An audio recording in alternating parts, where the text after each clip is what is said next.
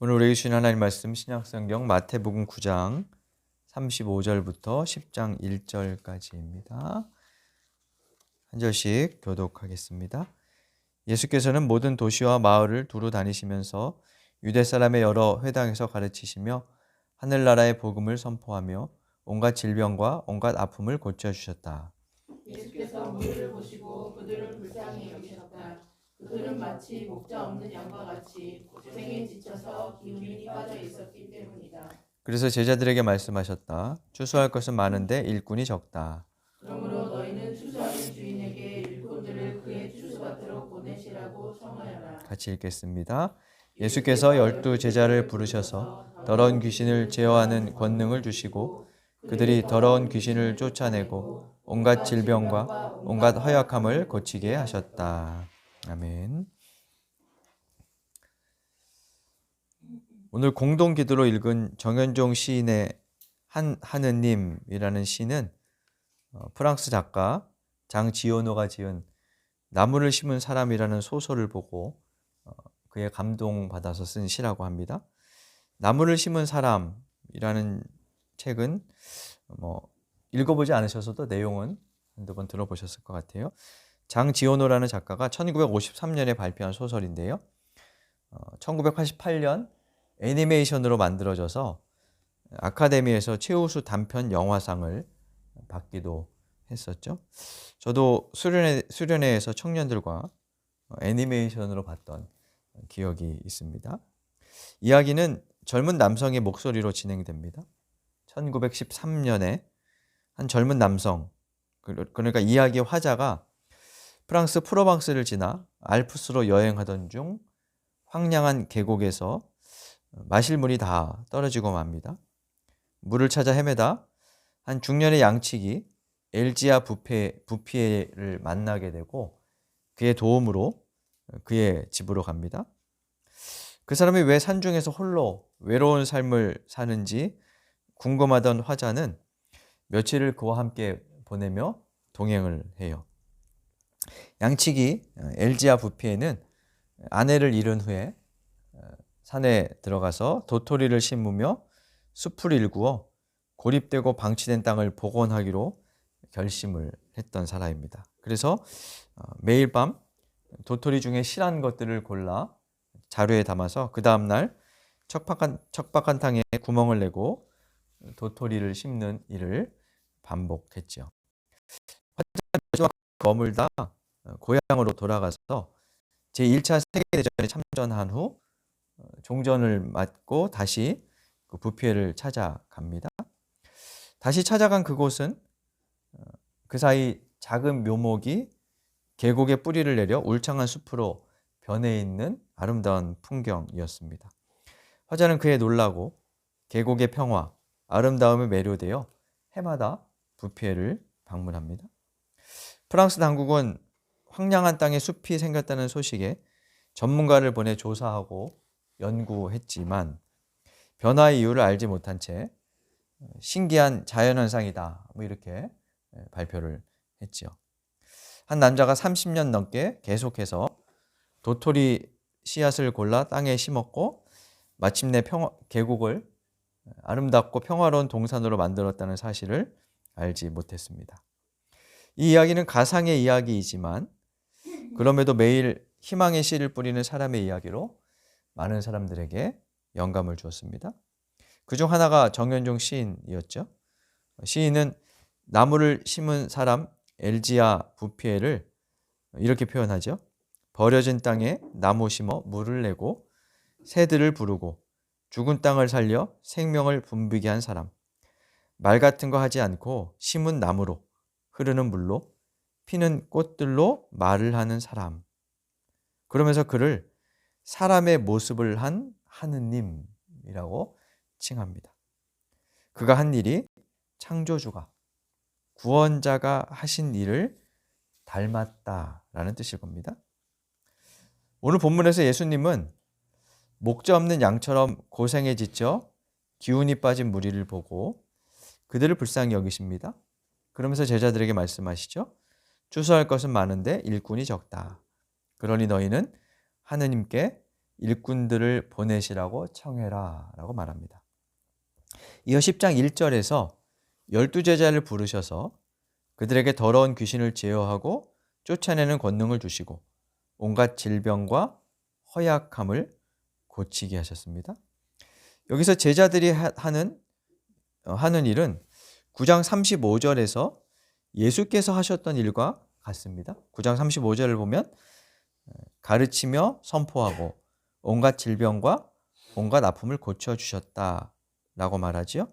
그리고 10장 1절에 온갖 질병과 온갖 허약함을 고치게 하셨다 하고 같은 문구를 사용하고 있습니다. 그러니까 제자들이 예수님의 활동을 계승한 것이고 그들의 삶이 구원자가 하신 일을 닮았다라는 뜻이죠. 이어서 10장 5절부터 예수님은 제자들을 내보내시면서 몇 가지 당부를 하세요. 그래서 마태복음 10장을 마태의 5개 설교 묶음 중 두 번째 설교 묶음, 제자 파송 설교, 선교 설교라는 이름으로 부릅니다. 마태복음에 있는 5개 설교 모음 중에 두 번째 묶음이죠.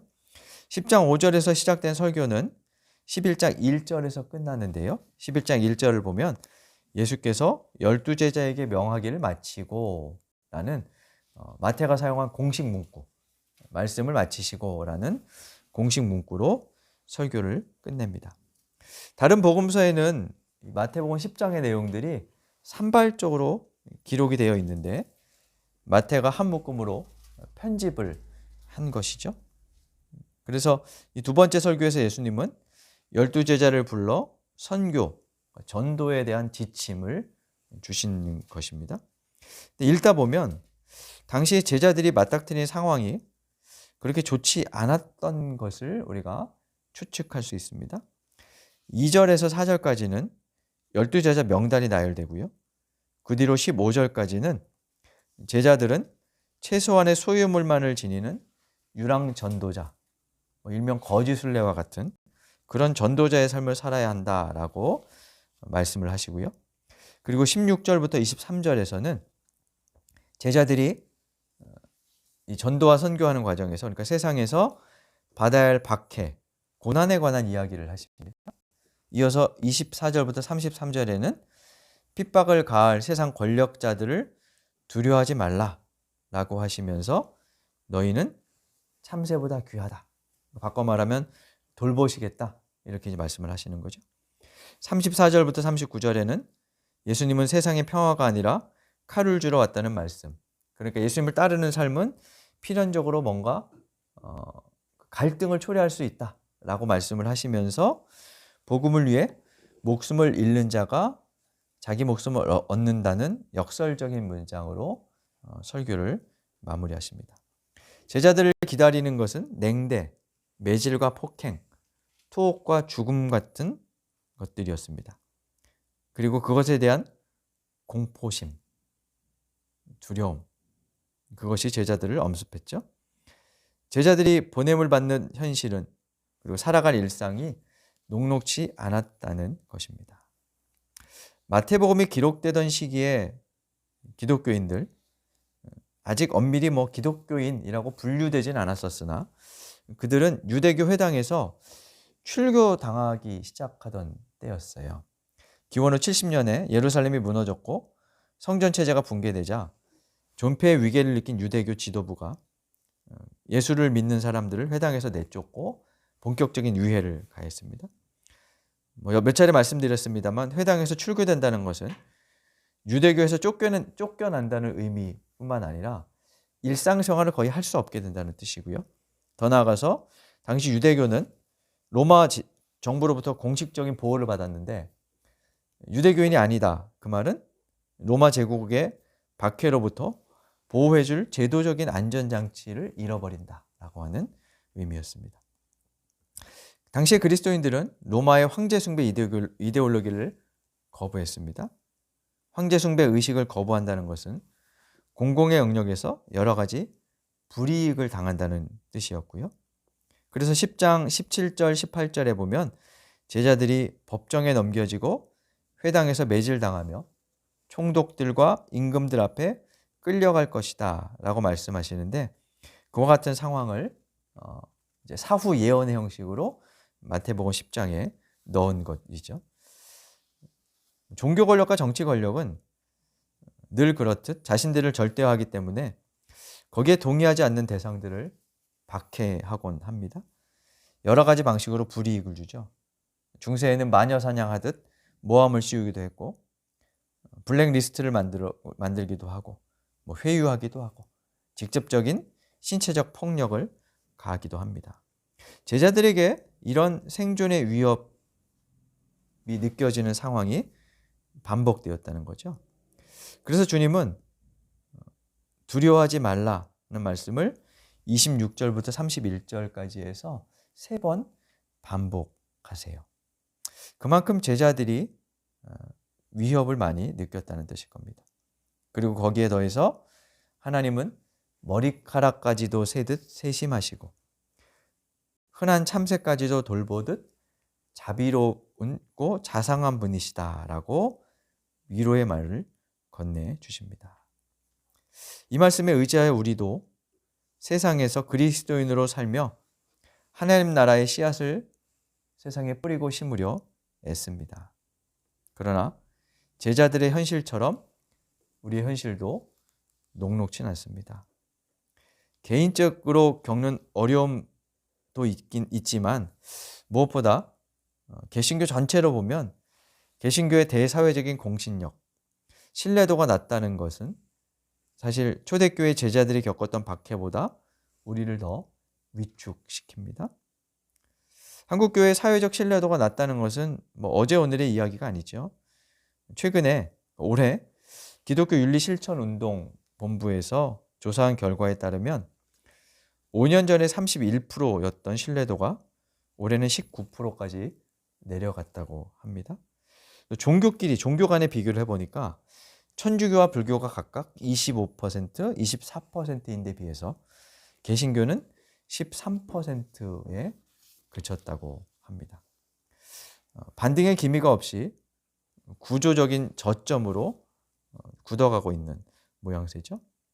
굳이 이런 수치를 말하지 않아도 세상의 냉담한 시선, 그리고 그 시선을 느끼는 우리는 위축될 수밖에 없는 것이 교회의 현실입니다.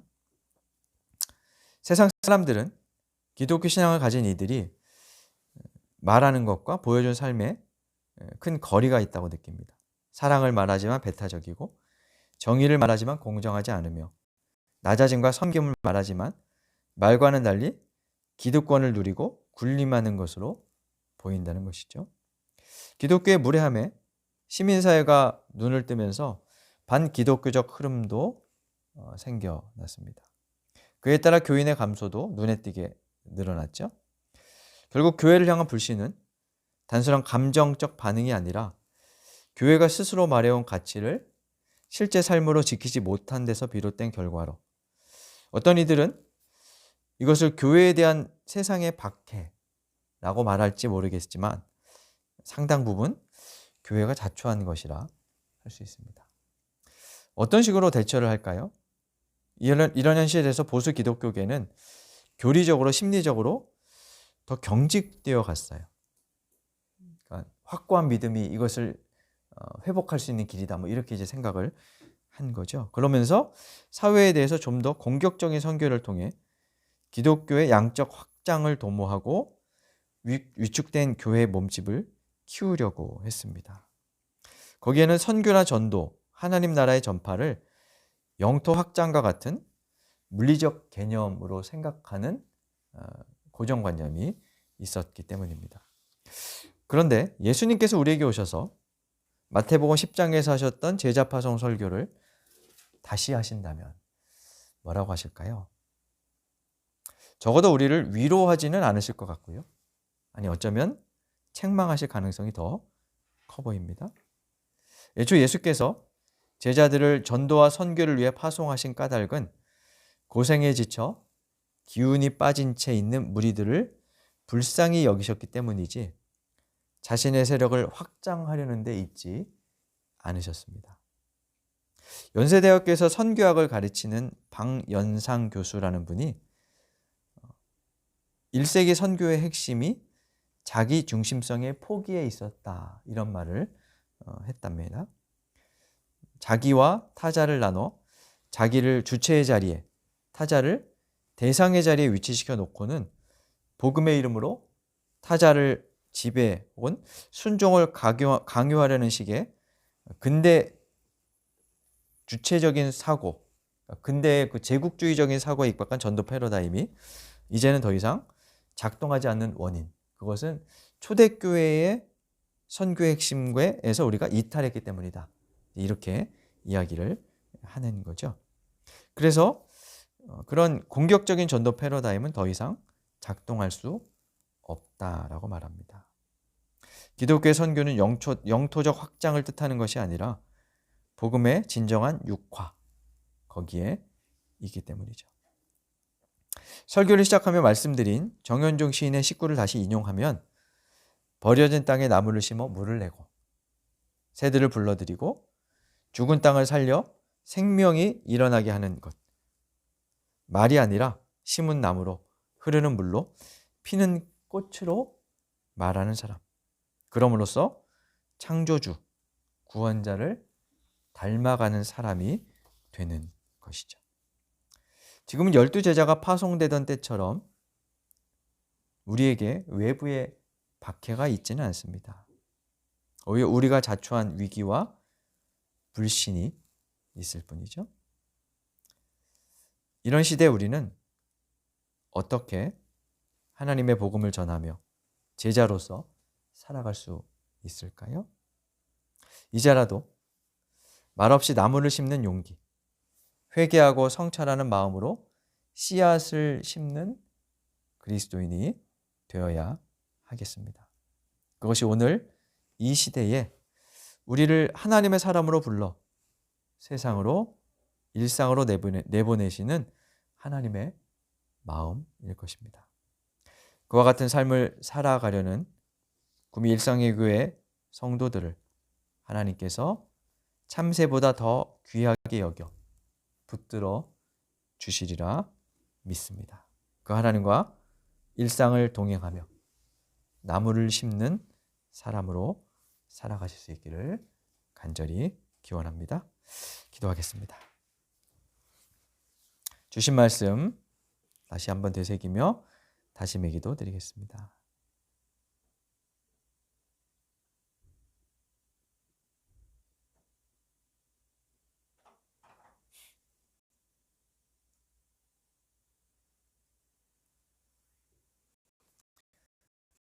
하나님, 제자들을 불러 파송하며 당신과 같은 삶을 살라고 당부하셨던 말씀을 듣습니다. 2000년 전 제자들에게만 하신 말씀이 아니라 오늘 우리에게도 주신 것임을 기억합니다. 현실이 녹록지 않고 개신교가 불신받는 시대이지만 회개와 성찰로 하나님 나라의 씨앗을 새로이 뿌리고 나무를 심는 용기를 내는 저희가 되게 하여 주옵소서. 그리하여 푸르른 하나님의 나라가 이 땅에 오게 하는 구미 일상의 교회 저희들이 될 수 있도록 도와 주옵소서. 예수님 이름으로 기도드립니다. 아멘.